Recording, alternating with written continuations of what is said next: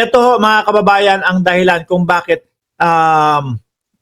ayaw din ng House na mapunta si Bryce Hernandez doon sa Senate. Tungkol po doon sa nagaganap po talaga sa Bulacan. Dito po Ayan, si Redon, si Congressman Redon. sa desisyon ng Senado na dalhin po si Bryce Hernandez mula sa PNP Custodial Center papunta sa Pasay City Jail.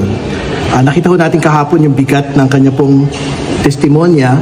Yes, totoo ho. Dalawang senador na pangalanan doon, si Boss Jewel at si Boss Jinggoy. Patungkol po doon sa nagaganap po talaga sa Bulacan at kung sino ho yung mga sangkot pong matataas na opisyal ng pamahalaan, partikular ng mga senador.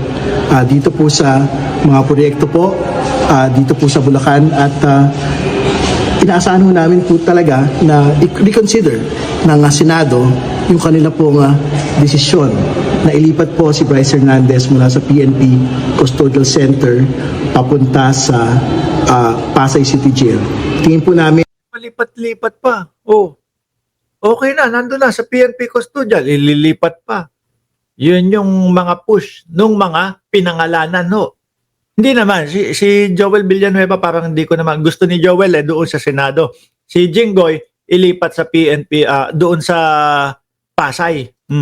ay mas masisiguro po ng Senado at ng Kongreso na talaga naman pong naggagawad ng protected custody po sa kanya kung mananatili po siya sa PNP Custodial Center imbis po nasa Pasay City Jail.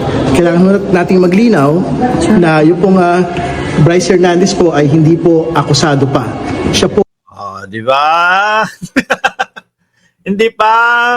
Pero yung Bryce Hernandez, aminado siya na yung nag-uutos sa kanya ay kasama doon sa sinasabing mga sindikato. Di ba? Sinasabi niya din na hindi ako hindi ako iwas diyan. Makakasama din ako diyan kasi nga yung nag-uutos sa akin ay kasama at sumusunod ako sa mga utos.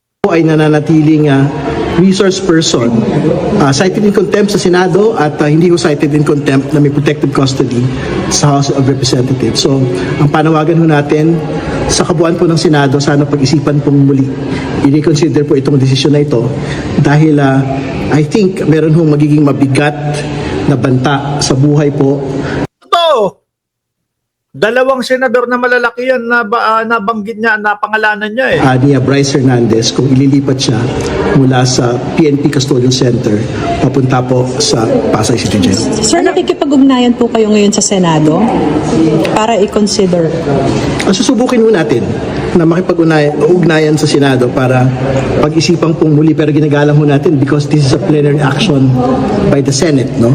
So, ang kabuuan po ng Senado po yung nagpasya na ilipat po si Bryce Hernandez papuntang Pasay City Jail. But we are speaking now as part of the House Infrastructure Committee na talaga ho narinig yung po kanyang testimonya, nakita po yung mga lalaki. Bigat. Sabi nga ang sabi po ni Senator Rodante Marcoleta, ligtas ka na. Ang totoo po, hindi po. Sabay pa kita.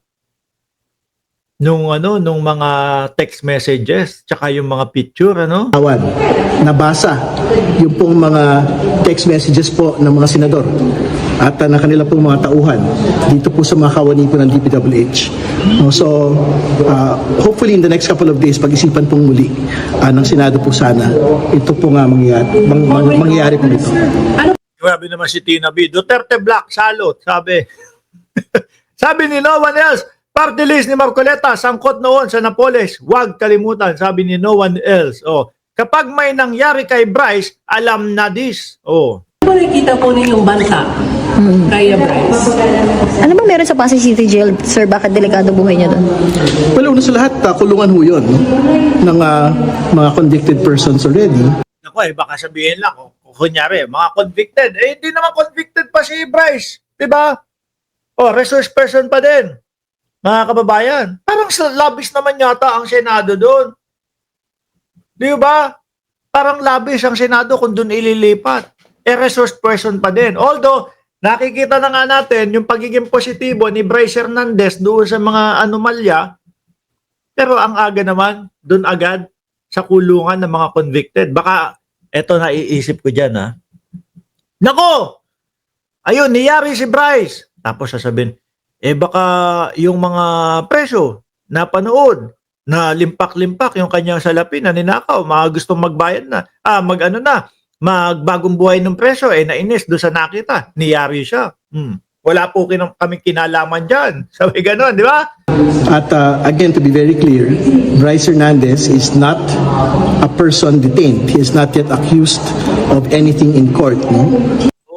Magiging diktador yung mga senador na nagpupush para ilagay. Di ba? Para ilagay si Bryce Hernandez doon sa kulungan po ng mga convicted. Diktador ang tawag sa inyo niyan. May pasilidad naman para doon sa para doon naman sa resource person So I think that is the problematic question on the Senate's decision to bring him to Pasay City Jail instead of a more neutral ground po at the PNP Custodial Center. Pwede posible ba malagay sa panganib buhay niya? Sir, favor ka na konti doon. Posible bang Magaling din to si Redon no? malagay sa panganib Simpleng magpaliwanag. Pero rock. yung buhay niya pag nilagay sa Pasay City Jail? Tingin ho natin kasi syempre at the very least kung nasa Senate premises ho siya, actually ang panawagan ho natin kung talagang titiyakin ho ng Senado na ililipat siya from the PNP Custodial Center, I think we would rather that Bryce Hernandez is detained in the Senate premises kasi at least mga Senate personnel po, security. Kaso baka naman puntahan ng mga senador paggabi o puntahan. Baka punta, kausapin, one-on-one. Bakit nyo ganun? Kung ano-ano sabihin, di ba? Pwede ho yun, di ba? Pwede mangyari yun, puntahan ng mga senador na napangalanan niya. O sa gabi, kausapin. Di ba? Ayos na yun. PNP custodial, okay na yun. Ang aarte nyo naman. Hindi pa naman lubos na talagang convicted. Resource person pa lang. Diyan muna. Personnel po, yung magtitiyak po ng kaligtasan niya puro. Sir, sa tingin niyo dahil po ba sa pagdawit sa dalawang senador kaya po parang tila ipinalilipat siya ngayon sa Pasay City Jail? Yun yung parang punishment na kay Hernandez? Bakit punishment? Dapat niya ang gawin is tingnan natin to, aralin natin to, alamin natin to, imbestigahan natin yung mga sinabi nito. No? Ba't may punishment agad? Paano kung totoo? Pinahirapan mo? Pinanish mo yung tao? Dahil sa pagsasabi ng totoo, kung totoo yung sinabi niya, di ba? Kung talagang sangkot yung dalawa na yun, pinahirapan mo na yung tao. Di ba?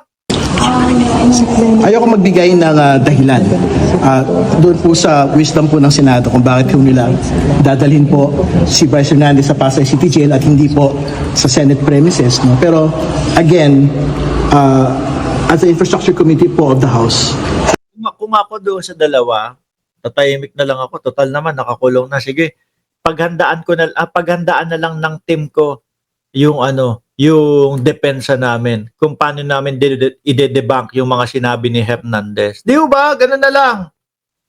Hindi, kapag kaganyan, maiisipan ka pa. Kaya gusto ilipat ni Mark Ramos doon sa Pasay City yan. Kasi may mga bata sa doon. Iisipin pa ng tao yan. Kahit wala naman kayong mga ganun.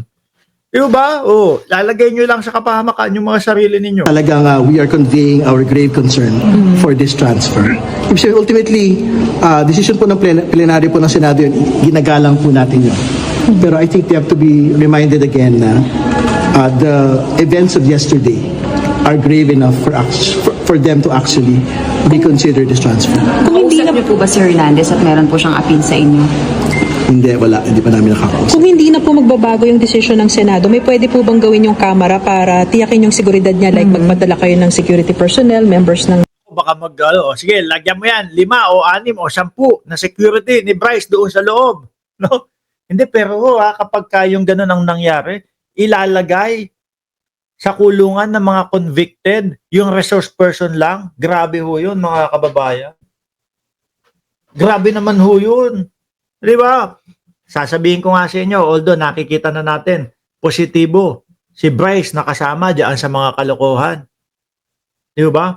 Pero, due process, wala pa. Hintayin natin. na maging ganun talaga. Hintayin natin na talagang mahatulan na. Saka ilagay doon sa doon sa kulungan ng mga convicted. Resource person pa lang 'yan. Mga boss. Magiging iisipin ng taong bayan, ako, yung Senado, pag trip ka na doon ka ilagay, doon ka ilalagay. Pag napag-initan ka, ilalagay ka doon sa mga kulungan ng convicted. Di ba? Yan ang iisipin ng mamamayang Pilipino dyan, mga senador. As a sergeant at arms, Pwede mo nating pag-aralan po yung mga measures po na ito, but isa dun sa mga pwede yung mangyari, kung talagang sa Pasay City Jail po talaga siya dadalhin, siguro maganda nga mabigyan ho siya ng sarili ho niyang pwesto doon po sa Pasay City Jail at hindi po siya ihalo doon po sa mga actually detained persons. Na mga convicted. Diba? Mark, dapat mag-inhibit ang mga senador o kongresista na pinangalanan sa flood control anomalies para iwas personalan. Po doon.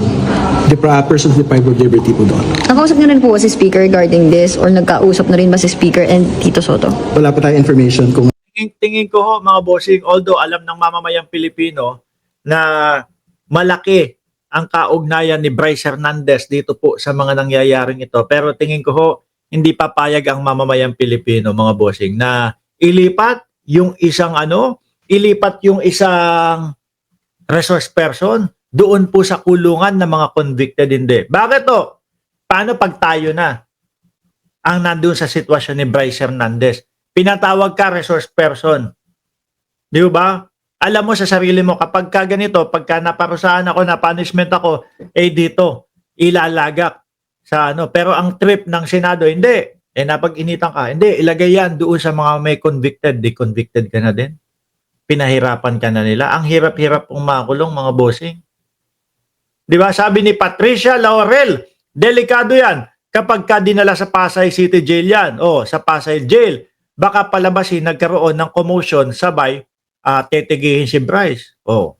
Matagal ng style yung ganyan kapag ka may gustong pa-exterminate. Nagkagulo! Ako, eto, gulo-gulo! Ay. Tapos nadali si Bryce. Nagkagulo po basa na yung mga ganyan, Nagkagulo, nadamay po